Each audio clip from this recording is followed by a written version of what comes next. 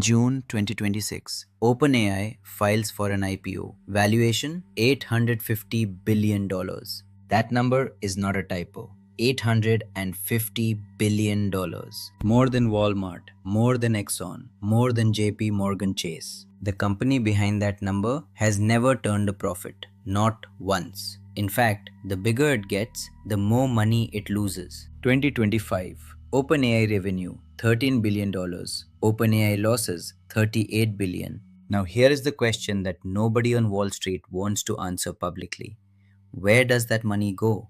$17.2 billion in 1 year paid to a single company. The same company that owns 27% of OpenAI. The same company that is OpenAI's landlord, its banker, and its biggest competitor, all at the same time. OpenAI spent more money at Microsoft in 1 year than it made selling its products to the entire world. Think about that. The company that promised to save humanity from corporate AI monopolies became the most profitable line item on Microsoft's balance sheet. But here's what's stranger. The people who built OpenAI's safety systems, the ones tasked with making sure this technology doesn't kill us, they all quit at the same time. And they didn't leave quietly. One of them said publicly that safety had taken a backseat to shiny products. Another was fired for sharing a document with 3 colleagues. The man who co-founded the company to stop this exact thing from happening sued the people running it and lost. Sam Altman once signed a letter warning that artificial intelligence posed a risk of human extinction. Then he shipped the next model anyway, faster than anyone else. This is the story of how the most important company in the world actually works. Behind the demos, behind the mission statement, behind the billion-dollar fundraising rounds. How OpenAI secretly became Microsoft's most profitable illusion. Because the question isn't whether OpenAI will change the world. The question is, who does it change the world for? Strategy Lens exists to do one thing: show you how the world's most powerful companies actually operate. Not the press release version, not the Wikipedia version. The version that board members read at 2 in the morning. If that's the kind of information that gives you an edge, subscribe now. Because what comes next in this video is the kind of analysis that doesn't make it into mainstream coverage. To understand what OpenAI is in 2026, you have to understand what it was trying to prevent in 2015. And to understand that, you need to go to Google. In 2016, a Google AI named AlphaGo defeated the world's best Go player. Go is not chess. Go has more possible board positions than there are atoms in the known universe. For decades, the world's best minds believed it was unconquerable by machines. AlphaGo ended that belief in an afternoon. For the people who understood what that meant, it wasn't exciting.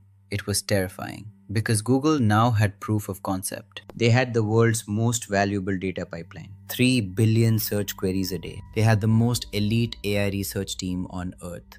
And had $90 billion in cash. If Google decided to own intelligence itself, who was going to stop them? That question brought a group of very powerful people to the Rosewood Hotel in Silicon Valley in December 2015. Sam Altman, Greg Brockman, Ilya Sutskever, and Elon Musk. They pledged $1 billion combined to build a non-profit AI lab. No shareholders, no profit motive, no corporate master. The entire point was to prevent one company, specifically they mentioned Google by name, from controlling the future of intelligence. OpenAI founding mission: ensure that artificial general intelligence benefits all of humanity.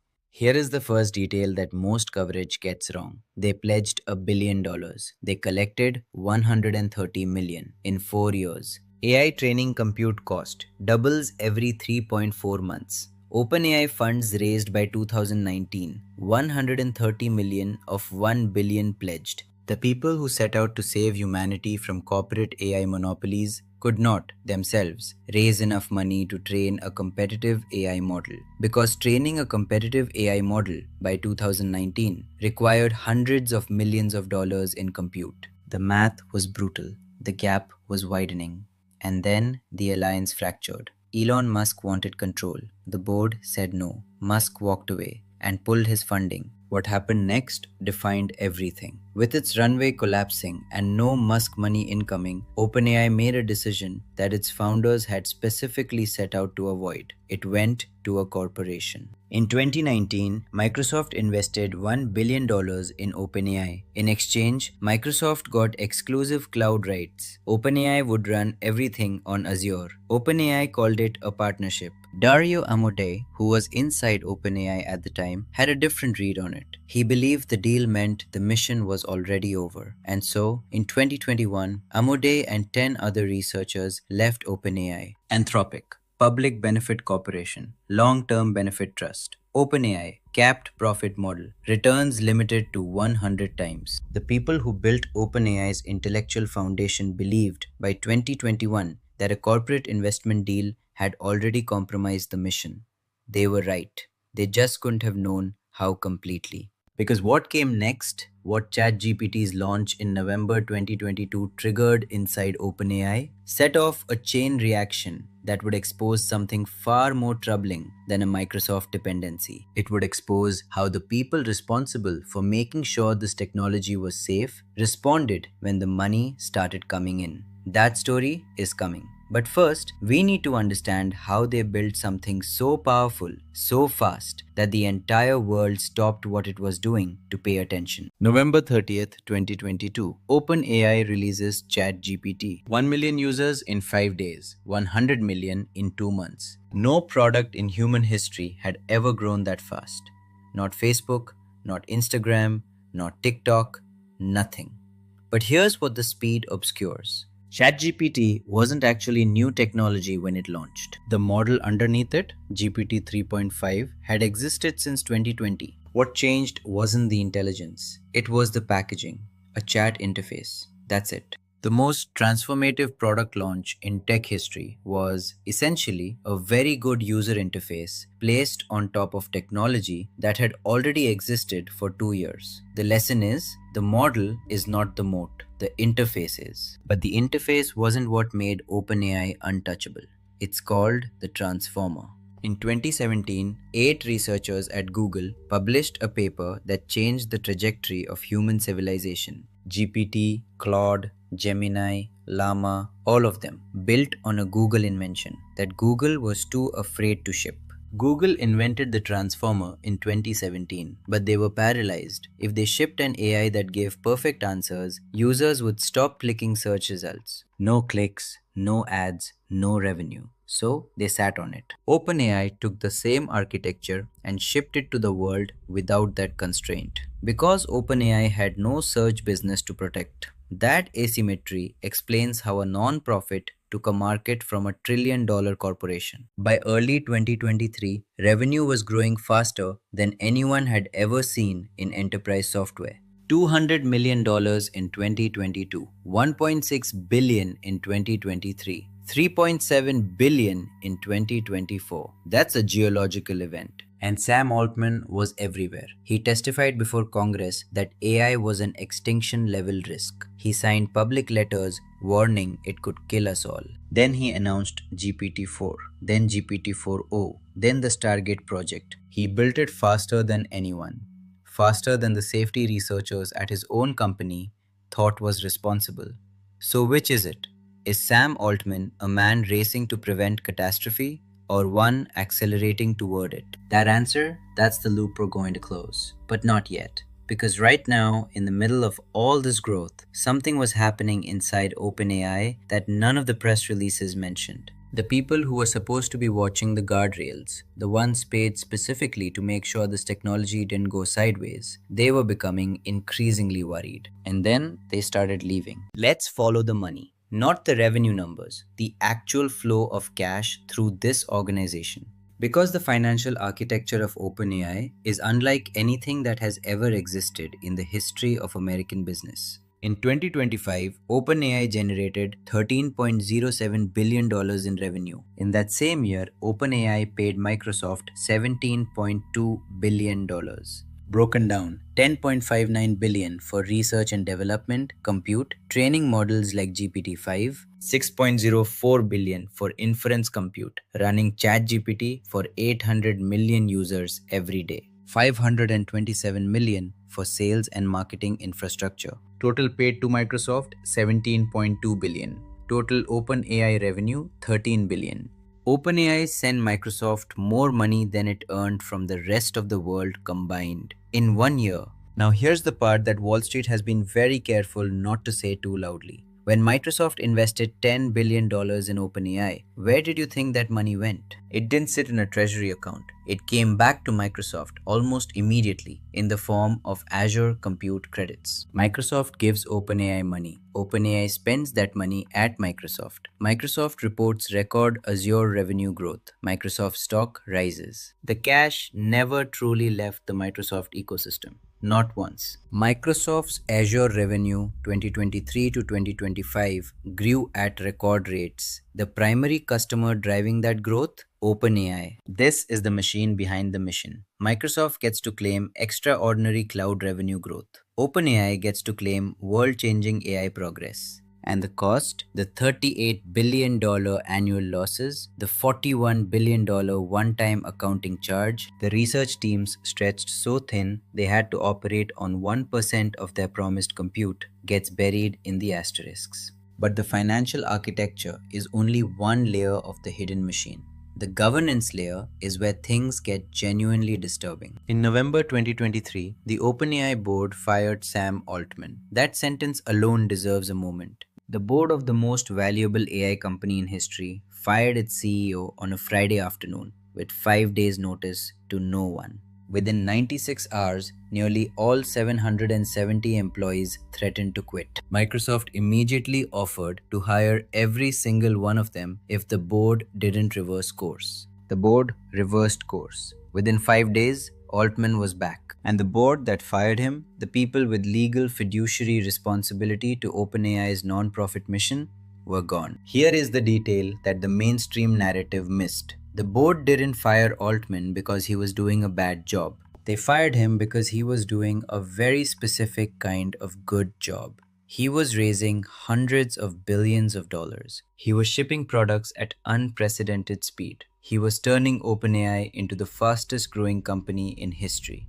And the non-profit board, the people legally required to ensure AGI benefited all of humanity, not just shareholders, believed that pace was incompatible with safety. They were outvoted by the employees and outmaneuvered by Microsoft. Within days, the last institutional check on OpenAI's commercialization was eliminated. What happened after the board was cleared? That's where the story gets darker. In mid-2023, OpenAI announced something called the Super Alignment Team. The mission? Solve the alignment problem for super intelligent AI within 4 years. The promise: 20% of OpenAI's total compute would be dedicated to safety research. Co-led by Ilya Sutskever, OpenAI's own co-founder and chief scientist, and Jan Leike, one of the most respected alignment researchers in the field. The announcement was the most credible safety commitment any AI lab had ever made. According to an April 2026 investigation by The New Yorker, the Super Alignment team actually received between 1 and 2% of OpenAI's compute. 1 to 2%.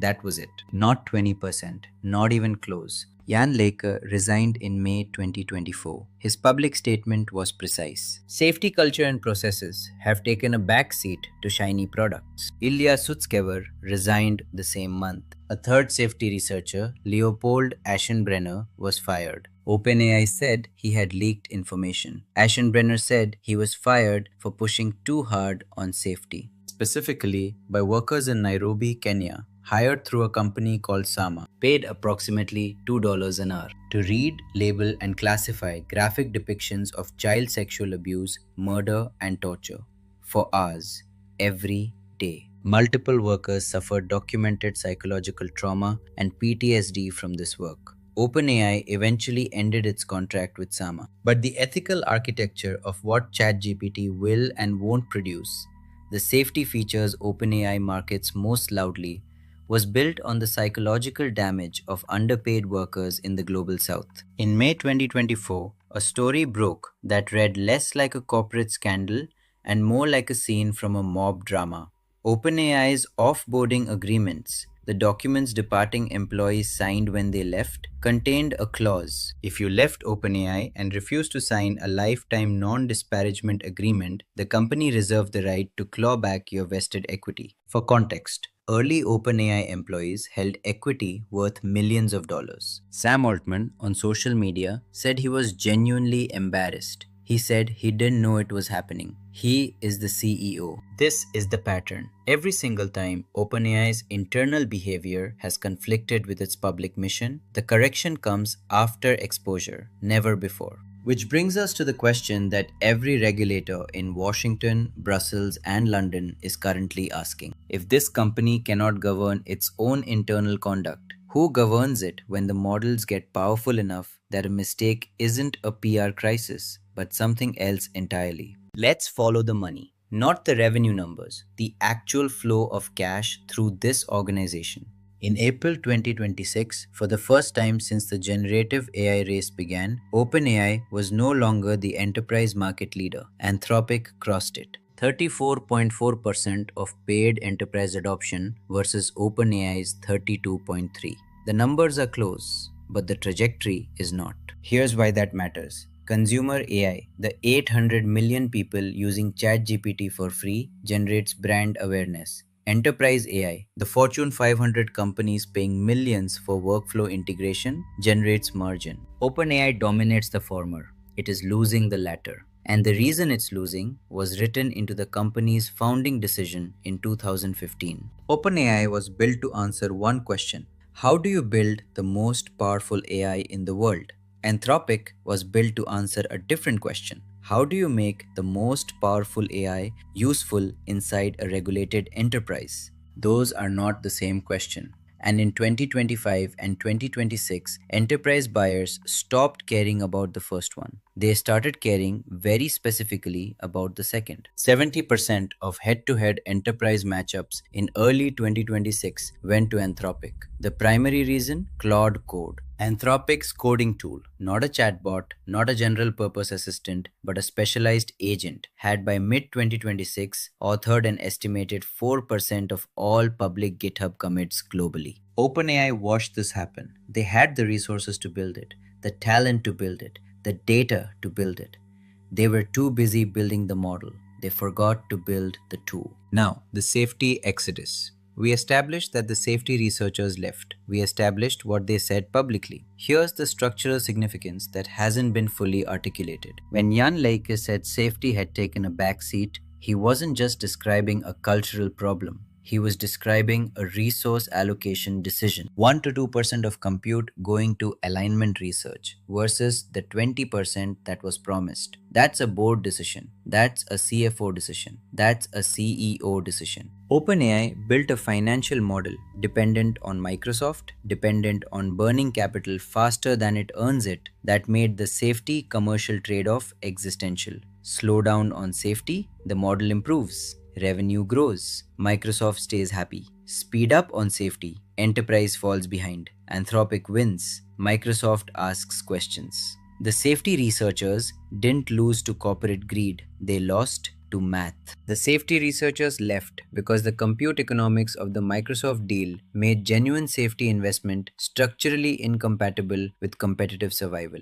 The New York Times, coalitions of authors, music publishers, all of them making the same core argument. OpenAI ingested their work without permission or compensation and built a product worth hundreds of billions of dollars from it. In one documented case, an OpenAI team actively bypassed Google's terms of service to transcribe more than 1 million hours of YouTube videos to train GPT-4. 1 million hours. They built their product on top of another company's platform, violating that platform's rules to do it, and called it fair use. In August 2025, Anthropic settled with authors for $1.5 billion for using pirated book databases to train its models. That settlement set a legal precedent, and OpenAI has far more copyright exposure than Anthropic. If the courts rule against fair use in AI training, OpenAI faces not just billions in damages, they face the potential court-ordered destruction of the models themselves. All of this is the context behind a number that you need to understand. OpenAI has confidentially filed its S1 with the SEC. They are targeting a valuation of $1 trillion in their public offering. Morgan Stanley and Goldman Sachs are managing the deal. And the number they need to hit, the number that makes that valuation defensible, is $41 billion in projected losses in 2026 alone, against $25 billion in revenue. They lose $1.22 for every dollar they earn right now, today, and they're asking the public markets to value them at $1 trillion. The question isn't whether you think OpenAI will eventually be profitable. The question is what you're being asked to assume when you buy that argument. Let's be precise. This is not a takedown. The facts, presented in full, are more complex than any single narrative allows. So let's look at both sides with the same forensic standard. What OpenAI does brilliantly. First, consumer scale. Reaching 100 million users in 2 months is not a marketing victory. It is a product verdict. People used ChatGPT because it was genuinely useful in ways no software had been before. 900 million weekly active users by mid-2026 is not a fabricated number. It is evidence that OpenAI correctly identified a universal human need, the need to think through complex problems quickly, and built a tool that addressed it better than anything that had come before. Second, the revenue acceleration. Going from 3.7 billion in 2024 to 13 billion in 2025, a 253% increase, is unprecedented in the history of enterprise software. OpenAI proved there was a massive, immediate willingness to pay for consumer AI at scale. Competitors and investors doubted this. They were wrong. OpenAI was right. Third, the multimodal ecosystem. Voice, vision, video generation through Sora, image generation through DALL-E. The integration of all of these capabilities inside a single consumer interface with a single account, a single payment, a single experience is a product achievement that took extraordinary coordination to execute. No competitor has matched it in a single product. ChatGPT's brand has achieved what marketers call genericization, the same status as Google, Kleenex, Xerox. When people say, I'll ask ChatGPT, they mean AI. That is a moat that cannot be purchased. It can only be earned. 3 structural problems. Now, the structural failures. With equal precision. Problem 1. The Microsoft dependency is not a partnership.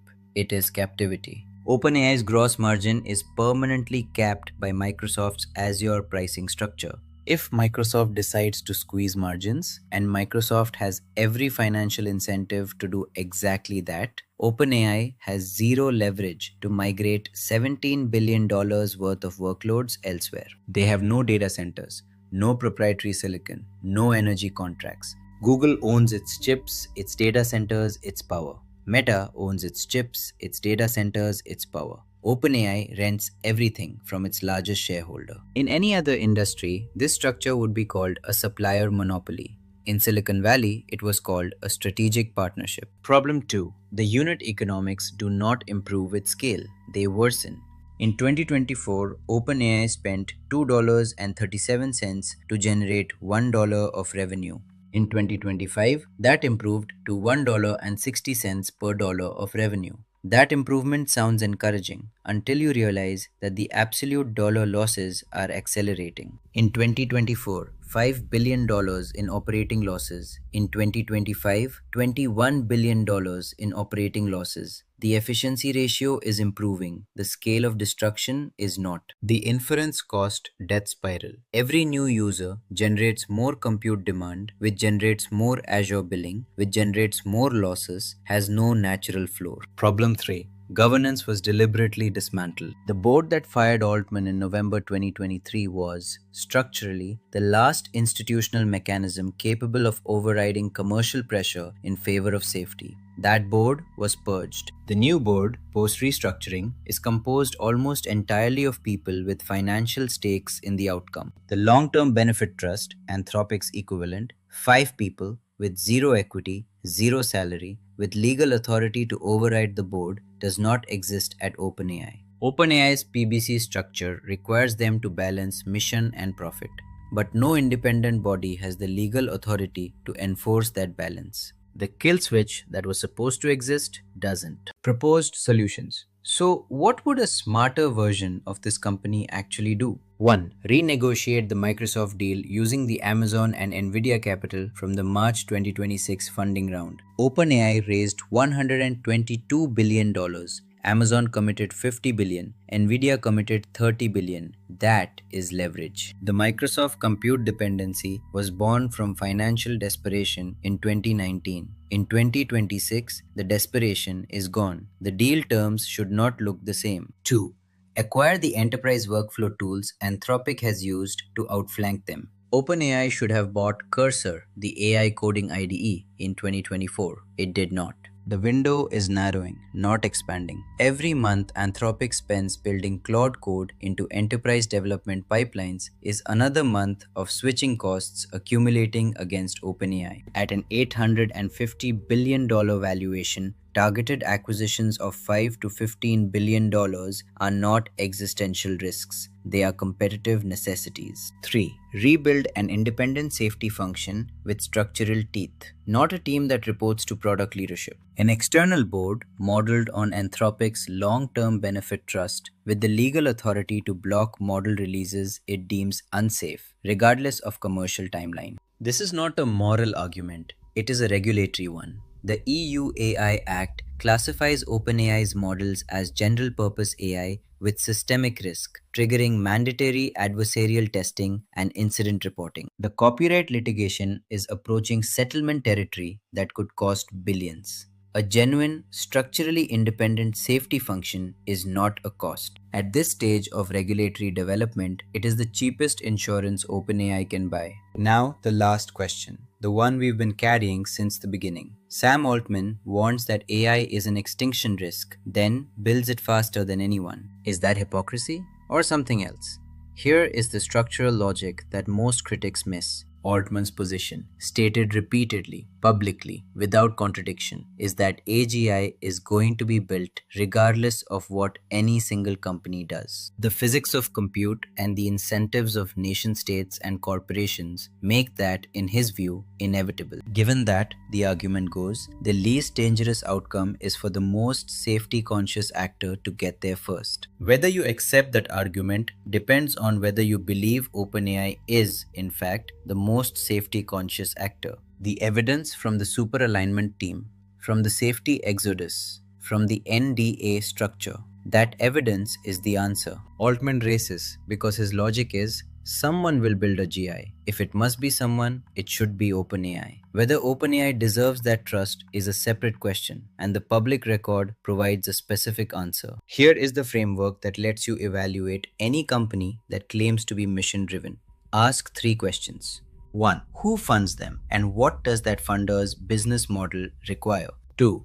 When internal mission and external commercial pressure conflicted, who won? 3. Is the governance structure capable of enforcing the mission independent of financial incentives? Apply those 3 questions to OpenAI in 2026. Microsoft funds them. Microsoft's business model requires OpenAI to burn money on Azure. When safety researchers conflicted with product timelines, they left. The governance structure that could have enforced the mission was dismantled in November 2023. 3 questions, 3 answers. You don't need a take, you have a framework. Here is the core truth this video revealed. OpenAI did not fail to be the company it said it was because of bad people. It became the company it said it was trying to prevent because the structure it chose made any other outcome mathematically impossible. The next company we're looking at is Airbnb. A company that told the world it was democratizing travel, giving regular people economic freedom through their spare rooms. Here's a question you should be asking before next week.